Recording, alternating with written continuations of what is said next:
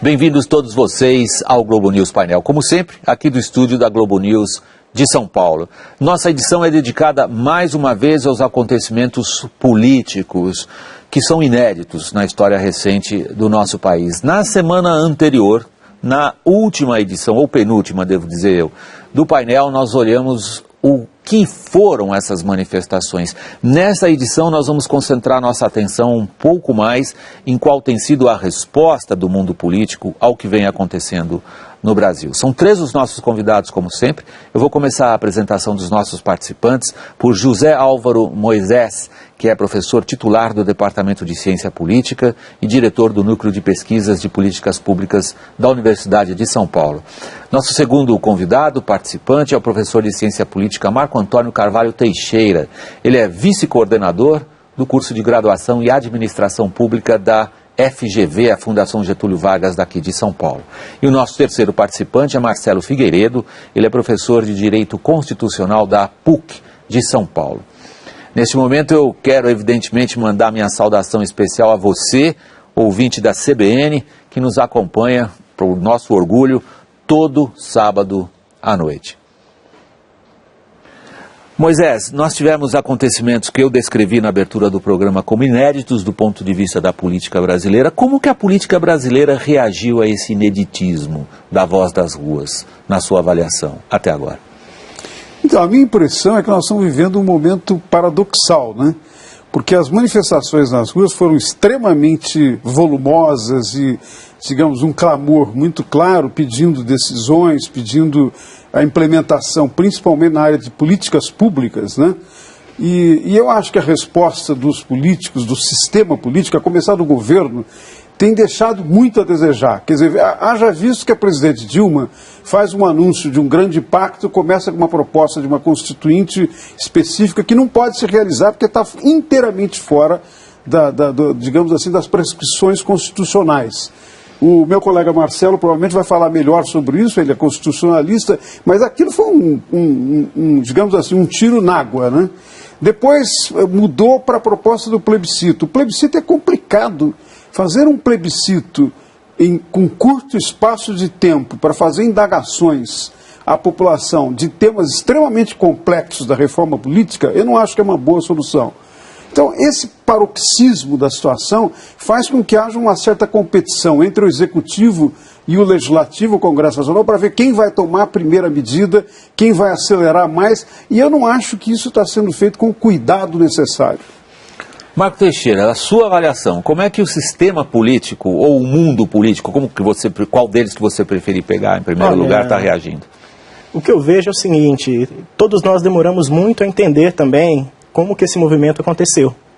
E ele começa justamente por um ponto, tá, que junta classe média e classes populares, que é o transporte público, que é algo inédito em termos de você juntar perspectivas econômicas tão diferentes em torno de uma mesma causa, né? E logo na sequência você tem o quê? Uma profusão de pautas, que reflete o quê? Reflete o processo de indignação, sobretudo com o método de fazer política que estava disperso, mas ainda não havia sido explicitado pela sociedade. Então você tem método de fazer política. E os que fazem política, como que eles reagiram a isso? Então é aí que eu quero chegar. E aí quando chega nessa questão do questionamento da classe política, a própria classe política é pega de surpresa também. Por exemplo, eu entendo a demora da presidenta Dilma em dar uma resposta pública também com o fato de não saber o que dizer. Mas, ao mesmo tempo, eu não tenho como discordar do professor José Álvaro Moisés, mas também do ponto de vista de que a sociedade quer uma resposta rápida, mas as questões são muito complexas. São muito complexas por quê? Porque na medida em que quer dar uma resposta rápida, e tem eleição em 2014, se não fizer um tempo muito curto, tá, toda mudança ela só vai ter efeito concreto para a eleição subsequente, que será 2016. Então tem uma diferença de tempo daquilo que é possível e daquilo que está sendo reivindicado. Como que essa resposta vai ser construída concretamente é que precisa ter muito cuidado, né? Agora, a classe política sentiu o efeito, não é? Veja bem,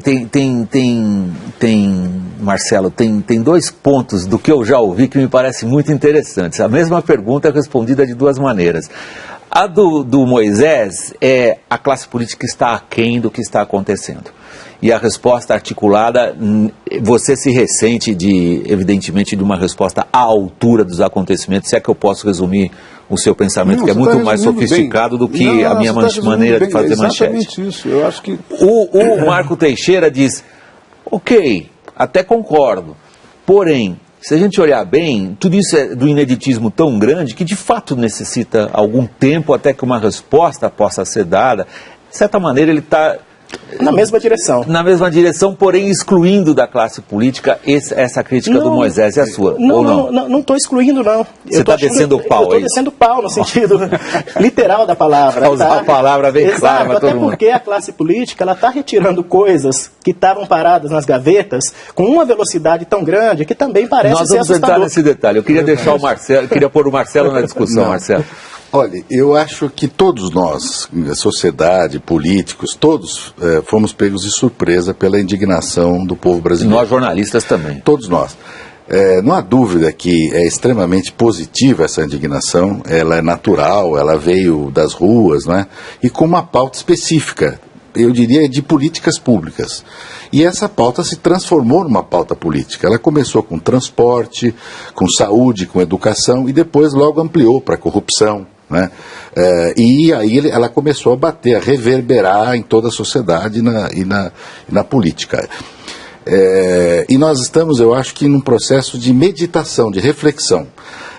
E a classe política é evidente que está emparedada, porque ela precisa reagir rapidamente, mas é preciso separar o que seja de natureza constitucional, o que seja de natureza legal e o que seja de natureza administrativa. Na reação da classe política. Exato, porque não é possível resolver os problemas da rua com mudança da Constituição. Tem muita coisa que não tem nada a ver com a Constituição.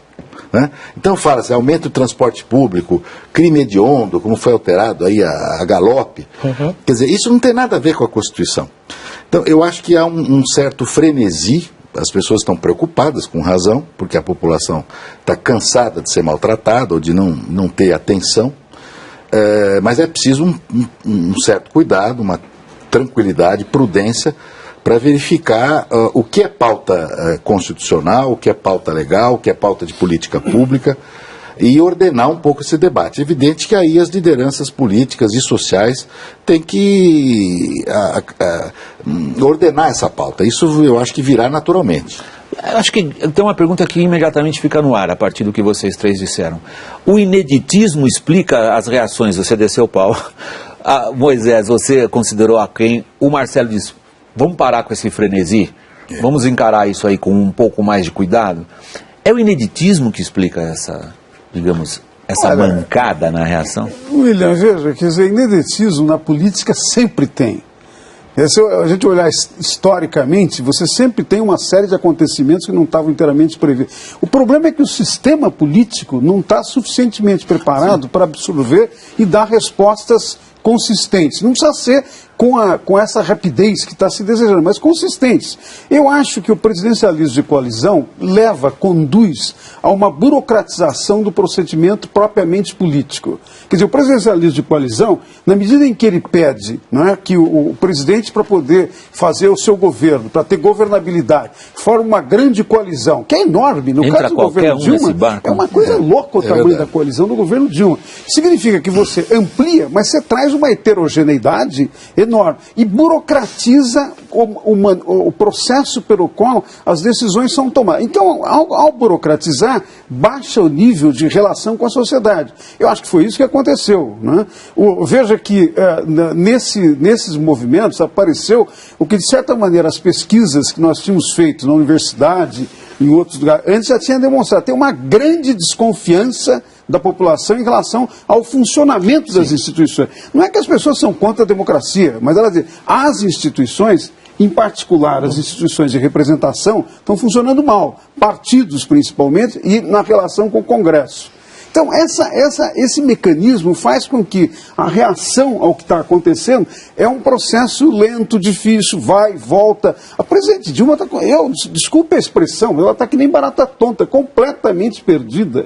É uma coisa incrível isso, que a presidente da República, que participou dos 8 anos do governo Lula, com toda a experiência, tem essa dificuldade de dizer, bom, é por aqui que nós vamos, e consultando, inclusive, as pessoas que poderiam ajudar a formular. Quer dizer, curiosamente, nem o vice-presidente da República, que também é um constitucionalista, não foi consultado.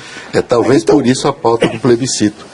Que identificado que um dos problemas centrais é a reforma política, que se fala há 40 anos em reforma política, 50 anos, acho que a última grande reforma, entre aspas, foi a própria Constituição, que alterou as relações de poder, né? Nós estamos há 25 anos sem mexer nessa matéria. Com legislações pontuais, eu diria que pouquíssimos avanços. A lei da ficha limpa, que é difícil de pegar, porque a todo momento vem uma interpretação judicial, vem uma reação dos políticos, né? Que foi uma lei de iniciativa popular, e até agora, infelizmente, o professor tem razão, nós carecemos de aproximar a relação entre representante e representado. O povo não se sente representado, né? Marco Teixeira. Pois é, eu vou na linha do professor Moisés. Há uma relação de desconfiança que se expressa, acho que de maneira muito contundente, no distanciamento entre aquilo que se espera e aquilo que se faz. Tá? Se nós pegarmos as pautas, William, a reforma política é uma pauta de 94. É verdade. Tá? E tem uma outra questão importante, Moisés, que me incomoda muito. Esperar que o Congresso resgate as pautas que estão paradas lá dentro não é mais atual. Tá? Todo aquele debate que nós fazíamos nos anos 90, lista aberta, lista fechada, financiamento de campanha, ele não dá conta mais desse universo que se transformou a política brasileira, por exemplo, a partir do advento das redes sociais. É preciso levar em consideração essas novas pautas, não é? Como também não é possível discutir se é financiamento de campanha público ou privado, sem discutir outras questões que tornem, por exemplo, a disputa política mais igual, tá? Que, de certa forma, assim, toda vez que nós falamos em financiamento de campanha, nós estamos falando da porta de entrada dos problemas de corrupção. Todos os escândalos de corrupção recentes nesse país começaram aonde? Com captação de recursos para a campanha. E depois se transformaram em esquemas organizados de achaque ao dinheiro público. Então essas pautas estavam adormecidas e elas estão sendo agora, de certa forma, levantadas. Mas eu acho que a própria classe política não percebeu que o mundo mudou. Que a interlocução não é mais apenas com os partidos, que a interlocução não é mais apenas com os governos, e que tem aí uma rede de movimentos, não apenas sociais, mas movimentos autônomos e espontâneos, como demonstrou esse movimento agora. A possibilidade de proliferação de pautas só se deu por quê? Porque o movimento não tinha liderança política tradicional à frente dele. Vocês colocaram a discussão agora num momento grave. Porque vocês concordam no diagnóstico. E vocês três estabelecem esse diagnóstico tanto da maneira mais abrangente, é quando você diz o sistema político não funciona, ou como você ressalta, Marcelo, que entre o representado e o representante há uma distância que hoje é abismal. E como quando você diz agora, como você acabou de fazer, Marco Teixeira, que as pautas até agora colocadas se tornaram irremediavelmente velhas. Aí é que eu digo que é um momento grave que vocês três introduziram na discussão. Ok, por onde ir então? Já que nós estamos falando de como que o mundo político tem que reagir ao que está acontecendo, Moisés. Eu acho que, desse ponto de vista, o momento é extraordinariamente importante. Ele abre uma oportunidade. Não é? O fato de, eu concordo com o Marcelo, de que houve uma progressiva expansão da pauta, não é? Dos temas propriamente sociais e econômicos, a tarifa de ônibus, que é extremamente importante, é universal, né? Foi para a área política, né? Para o terreno da política. No terreno da política, eu acho que nós temos um momento importante. Resta saber se os partidos vão entender isso, se as forças políticas vão entender e ser capaz, como diz o Marco, né, de renovar a maneira de encaminhar isso. Estão ou não entendendo? Pois é, eu acho que num primeiro momento, acho que não estão entendendo. Está muito difícil, está complicado. Inclusive esse assodamento de votações, às vezes, o caso da questão da corrupção, a votação foi muito rápida. Não é? Você diz em torná-la crime hediondo, como o projeto que passou no Senado? Não estou dizendo que eu seja contra, mas eu digo, foi muito rápida, sem levar em conta as consequências e outros mecanismos necessários para efetivamente enfrentar a impunidade da corrupção. Eu acho, por exemplo, que a coisa dos recursos, não é? Protelatórios tem que ser examinados, se quiser que o processo judiciário dê conta numa linha de não aceitar mais a impunidade. Agora, William, eu acho que na discussão que você pede sobre qual é a reação dos partidos, dos políticos e tal, eu acho que nós devemos entrar na discussão específica de alguns itens da reforma. Da reforma. Vocês estão de acordo, Barolho? Financiamento de campanha, eu diria, em primeiro lugar, e em segundo lugar, o sistema de escolha de parlamentares, de representantes do povo. Vamos lá, Marco Teixeira, suas ideias a respeito. Olha, eu começaria pelo segundo, Moisés. Pela forma de escolha dos parlamentares. Exato, e depois voltaria para o primeiro. Por que pelo segundo? Nós percebemos que houve uma rejeição, uma crítica muito grande à forma de como os partidos políticos atuam, né? Chegando até a vermos situações de violência do ponto de vista da rejeição. Eu tenho para mim que está na hora de nós pensarmos em rever o monopólio que é dado aos partidos políticos da competição eleitoral. Possivelmente, você pode incorporar novos atores à política se você abre espaço para candidaturas avulsas. E uma vez que poderá haver espaço para candidaturas avulsas, é provável que os próprios partidos se repensem enquanto método de escolha de defendida, aliás, pelo Joaquim Barbosa, Exato, na semana que defendida passou. por Joaquim Barbosa. Não, sobre isso eu tenho uma enorme dúvida, quero depois voltar. Vamos lá, Exato. o espaço aqui é Mas justamente o para a gente discutir interessante ideias. desse momento, Moisés, é exatamente poder ter dúvida, poder confrontar ideias para tentar construir. Posso ver o que o Marcelo acha disso antes Claro, de você manifestar suas sem dúvidas, dúvida. Moisés? Por favor, Marcelo, a palavra é sua. Eu não sou contra candidaturas avulsas, mas eu acho que nós temos outras prioridades do Brasil. Eu acho que o sistema partidário ele é muito mal construído, mal ajambrado. Nós precisaríamos consolidar esse sistema partidário nacionalmente, regionalmente melhor e localmente, talvez com voto distrital. Há várias propostas na mesa aí, misto, puro, lista aberta, lista fechada, vota no partido e vota no Tem candidato. até o voto, o distritão, cada estado seria um distrito. Exatamente. É a proposta do Michel Temer. Exatamente. Isso mesmo. Então, eu acho que há ainda muito que aperfeiçoar no sistema político brasileiro. É verdade que a política, os partidos em geral, eu diria, há 50, 60 anos, perderam demais a sua força aglutinativa da sociedade e que outros atores entraram no processo. É verdade, os movimentos sociais, as redes sociais, a própria internet, quer dizer, nós não podemos ficar só com os partidos, eu concordo com isso. Mas eu acho que nós temos ainda algo a aperfeiçoar bastante o sistema político brasileiro. Não podemos também partir para uma radicalidade e colocar, digamos, alijar os partidos ou trabalhar só com as redes sociais, porque é preciso organizar a sociedade. Nós não podemos deixar tudo, vamos dizer, só na espontaneidade das ruas. Né? Suas dúvidas, Moisés. Não, eu acho que o Marcelo tocou num ponto importante. Nós precisamos organizar. Né? E nesse sentido, se a gente olhar comparativamente as grandes democracias consolidadas, elas têm uma estrutura de partidos que funciona. Isso não quer dizer que a internet, movimentos sociais e a participação nas ruas não seja importante. Mas os partidos, de alguma maneira, têm que articular isso. Né? Eu tive agora, na quinta-feira, numa celebração no Congresso Nacional dos 190 anos do Parlamento. Né? Estava discutindo com um colega nosso, com o Sintra, né? Antônio Otávio Sintra, a questão das candidaturas avulsas. Veja, se você radicalizar o argumento, se você tiver 513 deputados eleitos como candidatos avulsos, você não vai ter nenhuma coordenação entre eles, você não vai saber o que é que grupos se formariam, qual seria o elemento que conectaria para apresentar um programa. Eu acho que ainda faz todo sentido que você tenha programas, identidades e que de alguma maneira o eleitor seja informado disso como um critério de avaliação. Né? Ele escolhe um partido, ele escolhe um programa. Desse ponto de vista, eu acho que a proposta que o movimento da Ficha Limpa está fazendo para a nova coleta de assinaturas, né? na eleição em 2 turnos para parlamentares, você vota primeiro no partido e depois você apurou quantos parlamentares o partido vai ter, você vota no candidato, eu acho que isso permitiria reavaliar o papel dos partidos. Veja, uma coisa importante, se os partidos são muito pouco importantes, inclusive no Congresso, né, a importância deles é mínima do ponto de vista de decisões, etc., é claro que eles estão abertos a qualquer tipo de negociata.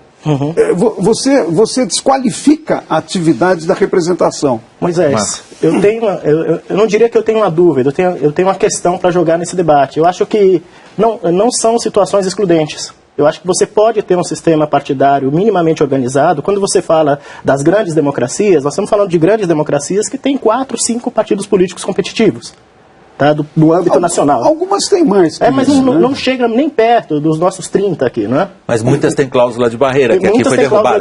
Que aqui foi derrubada. Nós precisamos voltar à tese da cláusula de barreira. Claro, também acho. Na verdade, falar cláusula de barreira... Só para quem nos acompanha entender do que nós estamos falando nesse momento, que a gente que se empolga com política acaba usando um vocabulário às vezes específico. Isso. Por favor, então explica para quem nos acompanha entender do que estamos falando. A cláusula de barreira, na verdade, é uma exigência de representação. Se o partido tiver 5% em 9 estados, como no caso ou foi 10, ou 3, ou 7, tá certo? Ele tem direito de participar do fundo partidário e de ter cadeiras no parlamento. Ou seja, é uma exigência mínima de que um agrupamento, todo mundo tem direito de fazer um agrupamento, mas que um agrupamento tem um conjunto de teses que faz sentido para a população que recebe esse percentual mínimo. Aí vamos devolver... Essa é a cláusula de barreira. Vamos devolver a palavra ao Marco depois da explicação. Eu estava imaginando que não são situações excludentes, porque nós temos hoje, na sociedade brasileira, um conjunto de pessoas que querem entrar na atividade política, que querem participar do processo político, mas não querem fazer isso via partido político. Ou seja, qual o espaço institucional que nós podemos oferecer para essas pessoas? Eu acho que isso tem que ser pensado. Candidatura Você mesmo fez a pergunta, pode ser Marco. Uma alternativa. Eu acho que é um dilema sério. Exato, o Moisés disse assim, espaço institucional é o seguinte, se não tivermos a intenção de participar em política das pessoas, canalizada através de instituições reconhecidas, essas são os partidos políticos, fica complicado. Você está colocando essa questão de novo. Como é que você a responderia? Qual seria esse espaço institucional? Eu responderia hoje com a possibilidade de candidatura avulsa. Ou então com criação de instrumentos mais efetivos de democracia direta, por exemplo. Nós usamos muito pouco, Moisés, plebiscito e referendo. Nós tivemos 2 só, de 88 para cá. Ou seja, de certa forma... Eu estou inteiramente de acordo com isso. Por isso que eu falei de atualizar pautas, né? Ou seja, qual foi o grande motor de impulsão desses movimentos? As redes. Talvez estabelecer alguns mecanismos de consulta, pelo menos para orientar a atuação do Congresso, a atuação dos partidos, que incorpore um maior número de atores que não querem participar dos processos convencionais. O Marcelo é que a câmera não estava mostrando a expressão que o rosto do Marcelo traduzia.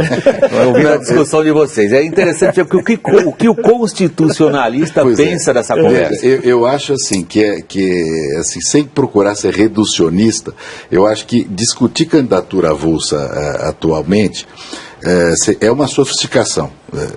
Às vezes a sofisticação é boa, mas eu diria o seguinte, vamos aperfeiçoar os partidos políticos, a legislação eleitoral, a representação política, a participação do povo, inclusive com plebiscito, referendo, consulta popular, redes sociais, internet. Eu acho que isso é mais produtivo.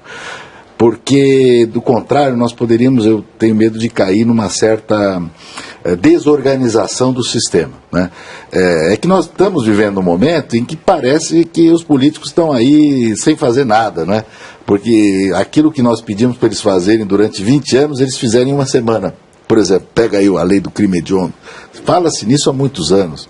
Quer dizer, aquilo que nós estamos solicitando, pedindo. Então o Congresso mostrou que ele pode agir de uma forma mais rápida, mais responder à população com mais eficácia. Sob pressão ele age. Então, mas tem que agir assim sempre. Desculpe, eu sou obrigado a cortar aqui porque nós estamos chegando no final do primeiro bloco. Sim. E a gente reinicia imediatamente com essa questão que vocês estão colocando. Como transformar isto em termos de participação popular, em canais institucionais ou não, e quais?